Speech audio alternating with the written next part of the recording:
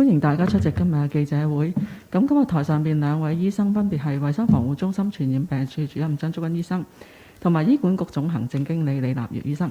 咁稍後兩位醫生會分別匯報下啲確診個案啦，同埋醫管局方面嘅資料嘅。咁首先請張醫生。係大家好。琴日我哋本地陽性嘅個案總數係2791宗，就包括1104宗係核酸檢測陽性，同埋1687宗係快速檢測陽性核實咗嘅個案。另外有204宗輸入性個案，包括168宗核酸檢測陽性，同埋36宗快速檢測陽性核實嘅個案。咁而家累積第5波嘅陽性個案係125,55431宗。咁今日醫管局就冇呈報新嘅死亡個案嘅，咁總數都係維持喺呢個9197宗。或者請醫管局嘅同事講下入院嘅情況。係，各位好。現時醫管局總共有893名嘅確診病人留醫，其中有144名呢係新增嘅確診病人。現時需要入住隔離設施嘅病人當中，326名嘅病人喺隔離病房，19名病人喺二線病房，287名嘅病人喺北大嶼山香港感染控制中心，其中合共有120名係新增嘅確診病人。琴日新呈報咗4名嘅病人係情況危殆嘅，當中有1位打咗2針疫苗，1位打咗1針，另外2位冇任何疫苗記錄。5位嘅病人情況嚴重。現時留院嘅確診病人當中呢，總共有18名嘅危殆病人同埋22名嘅嚴重嘅病人。咁其中4名嘅危殆病人係喺呢個深切治療部嗰度留醫嘅。今日冇任何新呈報嘅離世個案。關於個204宗輸入性個案呢，有74宗呢係機場揾到嘅個案啦。咁另外就108宗呢喺檢疫酒店揾到嘅個案。咁另外21宗呢係離開咗檢疫酒店。咁大部分都係呢個高嘅 CT 值，咁都係屬於啲復陽個案啦。咁由呢個外地來港嘅地方呢，就有超過10宗嘅地方呢，就係有英國啦，咁有56宗。新加坡咧有20宗，泰國17宗，加拿大同埋美國咧各自有15宗嘅個案輸入性嘅喺今日嘅個案入邊。咁其他咧就係由其他地方即係少過10宗嘅地方咧就輸入性嘅個案啦。咁另外喺院舍嚟講咧，就有4個院舍啦，就包括2個老人院同埋2個殘疾院舍咧，就有新嘅陽性個案啦。咁包括就係2間老人院舍，一間就係東華三院李氏聘安老院，東華三院馬李氏聘安老院啦。咁有1個院友確診啦。咁我哋有2個同房嘅人士咧係需要接受檢疫。咁另外一間就係鳳溪護理安老院嘅護理部，咁有1個工作人員確診啦。咁有5個緊密接觸者咧需要接受檢疫。咁另外殘疾院舍咧就係先呢間係唔好意思。咁呢間就係呢個靈實翠林自樂居啦嚇。咁佢就有4個院友同埋1個工作人員咧就確診嘅。咁一開頭就係個工作人員，咁佢係一個緊密接觸者，即係有確診者嘅緊密接觸者啦。咁已經係檢疫嗰時候噶啦。咁但係因為佢之前都有返過工啦，咁我哋都建議就成間院舍嗰啲人就係做檢測啦。咁就揾到4個個案嘅。咁其他嗰35名院友咧都係需要接受檢疫嘅。咁另外啲員工咧暫時就係檢測陰性，不過都會要繼續再做一次即係核酸檢測啦。咁另外有一間係香港心理衛生會艾玲樓啦。咁1個院友確診，咁其他嗰7個即係同房嘅居住嘅人士咧需要接受檢疫啦。咁學校咧就今日係假期啦。咁其中有一間係慈恩學校，係一個特殊學校啦。咁有一個工作人員啦，即係教職員啦就確診啦。咁嗰間學校嘅其他人，即係嗰啲13個學生咧，因為都有啲照顧嘅工作啦，咁佢啲學生咧都需要接受檢疫嘅。咁另外喺變種病毒嚟講呢，就係今日就係我哋就新增咗43宗係懷疑 BA.2.1、2.1嘅個案啦。咁包括24宗個案係暫時揾唔到源頭嘅，咁另外有18宗呢係同其他個案相關嘅個案啦。咁懷疑 BA.4 或者5嘅個案呢都有16宗，咁其中有9宗係同其他個案相關嘅個案，咁另外有7宗呢係暫時揾唔到源頭嘅個案。咁我今日報告係咁多，唔該。係，另外過去一日總共有103名嘅病人係康復嘅，其中包括92名嘅病人係出院。第5波疫情至今總共有52,729名嘅病人康復，其中包括52,439名嘅病人係出院嘅。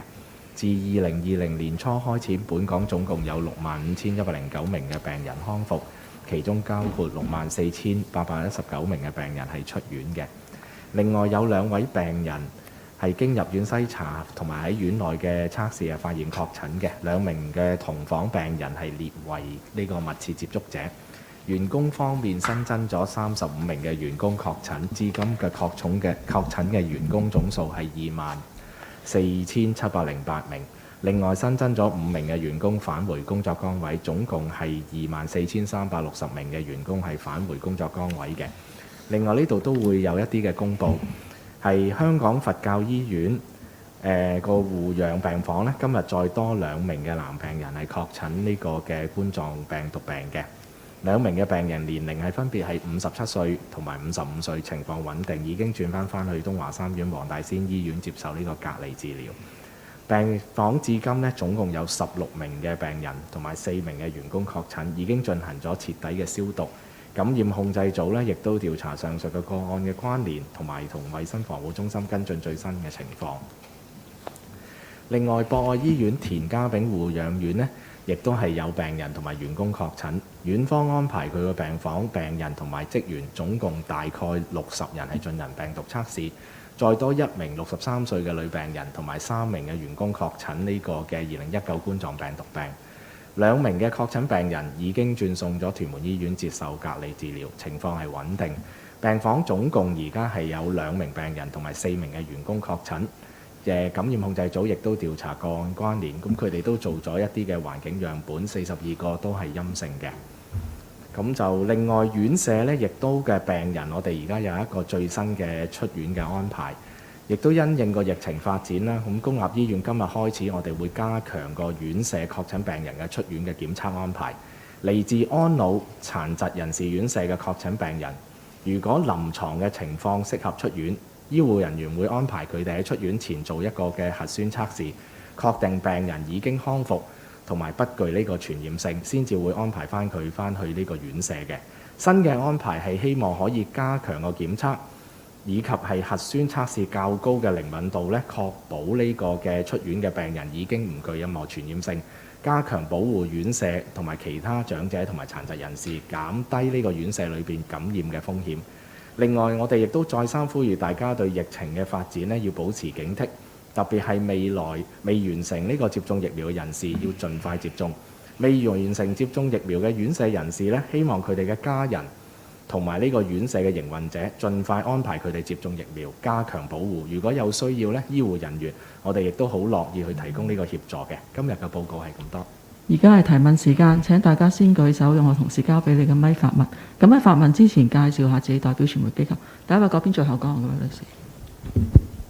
兩位你哋好友善嘅。首先就想問啦，因為即係有專家就建議，其實香港都可以試行呢個3+4嘅檢疫啦，即係3日就酒店隔離，4日就家居隔離啦。其實 CHP 點評估個風險呢？以而家目前香港呢個情況呢，其實適唔適合推行呢個政策呢？另外就想問翻即係佛教醫院嗰度啦，其實見到即係今日又多咗有人確診啦，去到而家有16個病人確診，其實揾唔揾到嗰個源頭係喺邊度呢？同埋即係預計院內短期內仲會唔會有即係大爆發呢？唔該。關於入境嘅檢疫嗰樣嘢呢，琴日局長都講咗好多，咁我就唔會再重複㗎啦。或者醫管局嘅同事嘅。係個佛教醫院嗰度而家總共有16名嘅病人同埋4名嘅員工確診啦嚇。咁我哋初步相信呢，就應該個情形已經係受到控制㗎啦。咁我哋亦都徹底消毒，亦都跟進翻嘅個案啦嚇。下一位，各位女士。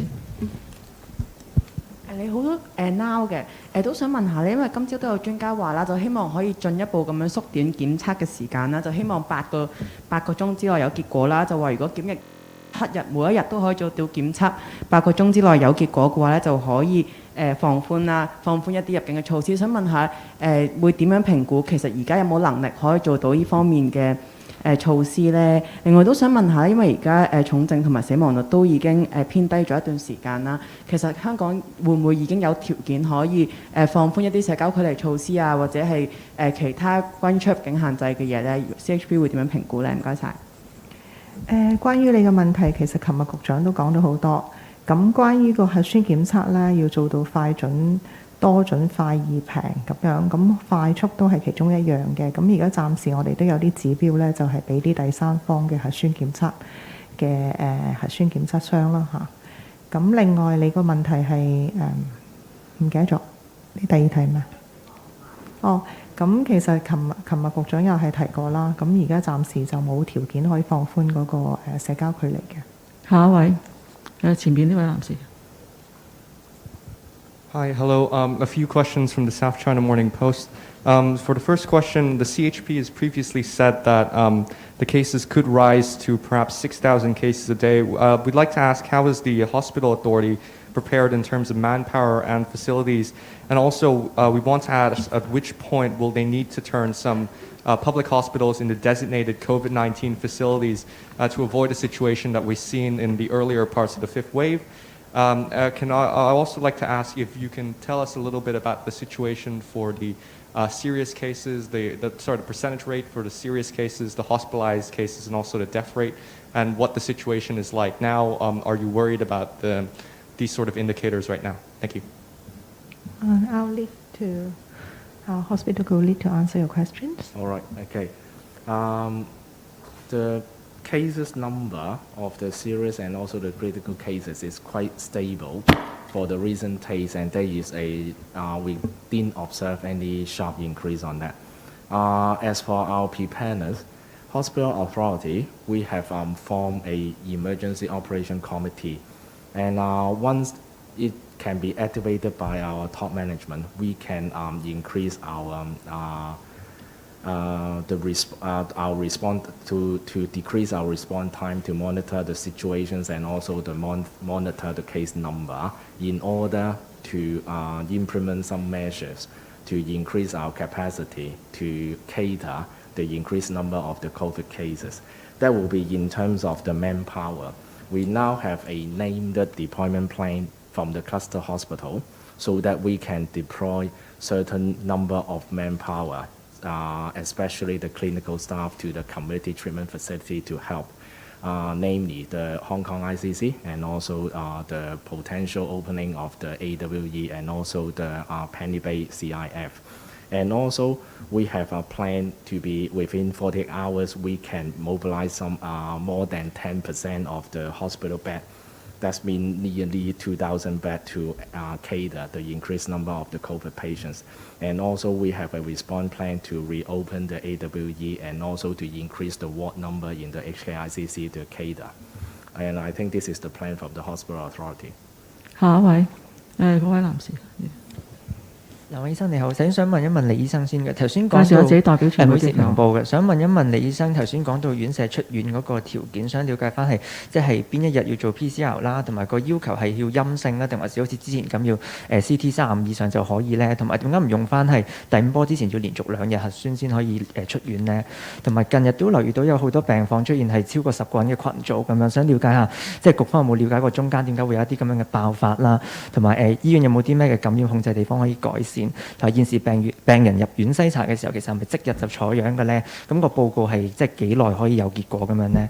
第二想問一問張醫生，就係頭先講到核酸檢測，即係對於一啲承辦商嘅要求有啲咩指引啦？對個檢測時間啊、準程度有啲咩要求呢？如果達唔到有啲咩嘅懲罰呢？最後想追問翻就係之前港珠澳大橋嗰個檢測事故呢，華星係交咗個調查報告未呢？咁個結果係點樣呢？同埋上次就即係容許一啲人係未有個結果就可以翻屋企，咁而家新政府其實個抗疫策略係焦點係放在呢個核酸檢測啦。咁衛生署其實有冇即係制定過，即係如果再發生類似嘅情況係會點樣跟進呢？同埋你已經答咗你已經提咗超過15個問題啦。請張醫生。好，或者我答先啊。關於院舍嗰度嚇，或者我都試下可以即係闡釋多些少啦嚇。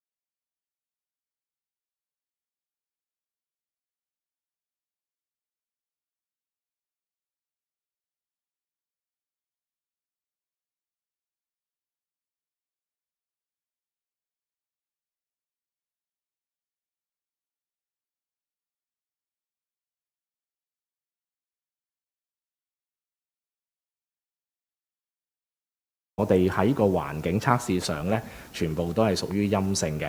另外嚟講，我哋亦都發覺同事呢係相互之間係冇一啲嘅情況啊，或者係佢哋食飯之間係會有一啲嘅交叉感染嘅機會，咁亦都唔構成有任何嘅緊密接觸者嚇。咁所以我相信嚟講呢，呢樣嘢我哋都係醫管局覺得係需要加強個檢測嘅，咁所以我哋之後呢都會加強翻喺員工方面嘅檢測，特別係一啲嘅病房係可能個病人係特別係身體會比較弱些少嘅。就核酸檢測嗰個快嘅方面啦，咁琴日局長都講過，其實佢要求第三方嘅核酸檢測商呢，要做到核酸檢測最長嘅時間標準24小時之內一定要出報告咯。咁另外嗰個關於嗰個喺港珠澳大橋香港口岸檢測承辦商嘅核酸檢測結果懷疑出現異常嘅事件啦，咁其實喺7月1號嗰時候呢，我哋已經答過有關嘅傳媒查詢啦，就係檢測承辦商呢已經係提交咗初步嘅調查報告，咁確認於即係當時喺口岸嘅設於口岸嘅化驗室咧曾經係出現過環境污染，承辦商已經徹底消毒嗰個化驗室同埋相關嘅器材啦。咁同埋都係於6月22號咧恢復咗化驗室嘅正常運作。咁而家咧就跟進緊即係落實改善嘅措施啦，就防止類似嘅事件再次發生。下一位冇其他提問，今日我哋答埋最後嗰位藍色衫嗰位女士。So this is View TV News. Could you please recap in English that what is the criteria for the further testing for elderly home staff or residents, and what is the reason behind how the authorities launched new testing now, and is there any manpower supporting these new testing measures? Thank you. Yeah, we're talking about when the elderly or maybe the physical disabled person that have to discharge back to their hostel. For the patients who receive equal or more than 2 vaccine, on top of the rapid antigen test, we want a PCR test when achieve either a negative or a CT value more or equal to 30, we can let them go back to the hostels. But however, for some cases that receive less than 2 vaccine, such cases need to be isolated in either hospital, CIF or holding center up to day 14.